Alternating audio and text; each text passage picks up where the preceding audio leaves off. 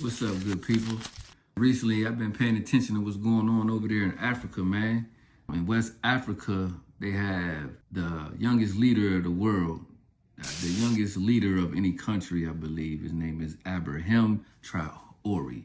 He's the president of Burkina Faso.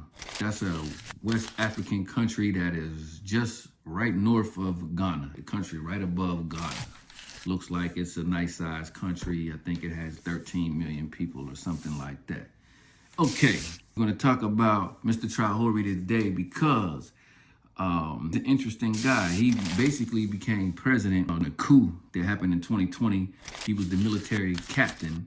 So he took the military and overthrew that was the president at the time. I don't know the guy's name.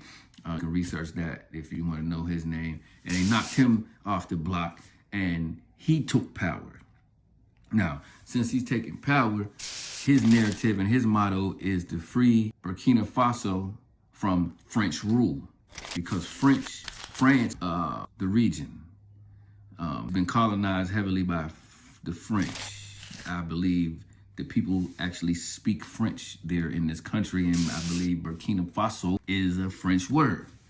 So with this guy being in power, he's wanting to break free of all control of the French. So yeah, what he needs to do, right? Of course, the French and America and the U.S. does not like this. So there's rumors going on that they're trying to kill this man. They're trying to shoot this man down. This is a similar situation to Gaddafi.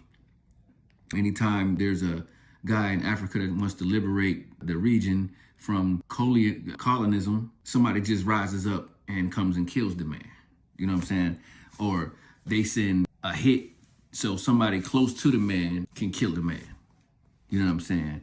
So they want the man dead because he's on, let's keep all of our resources for ourselves and just be self-sufficient and be independent as an African nation. And let's get with other African leaders and see what we can do to trade and to help one another to stay self-sufficient in Africa. You know what I'm saying? When you get to doing stuff like that and you get to freezing out the Europeans and the Americans, then somebody wants to fight. Somebody wants to have a war. You get what I'm saying? So that's what we're looking at right now. Also, Saudi Arabia had offered to give the man 20 mosques, which are churches in Islam, and he turned down the mosques.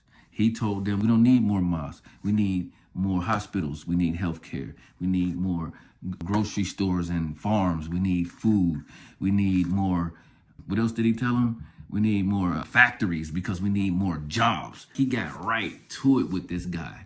And I don't think Saudi Arabia moved on the stuff that he actually wanted them to donate to the nation. They wanted to donate mosques there because it probably was something in it for them in some way. They're going to make money if they put mosques in your country, then they're going to make money somehow. So he didn't want that. He wanted, we can really help the people. And I doubt that Saudi Arabia wanted to really help the people. They wanted to help themselves.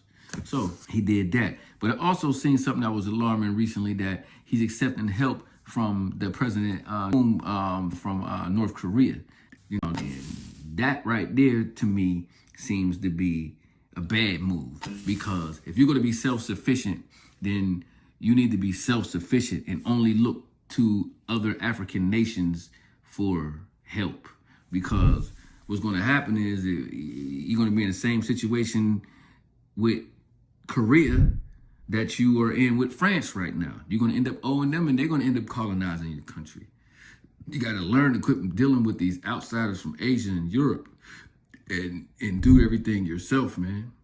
That's what the problem is in Africa look like. You guys just keep letting outsiders come in and have the say-so what's going to happen with your resources. So, you know, that's my take on that. I think everybody in America should follow this guy real closely, especially young guys, because he's only 37 years old and he's running a whole country right now. So that's pretty interesting and impressive. So yeah, do your research. Check him out. Ibrahim Traoré. He's the president of Burkina Faso in Western Africa. I'm Robbie Maurice. This is Hood Topic TV, signing out. Till next time. Peace.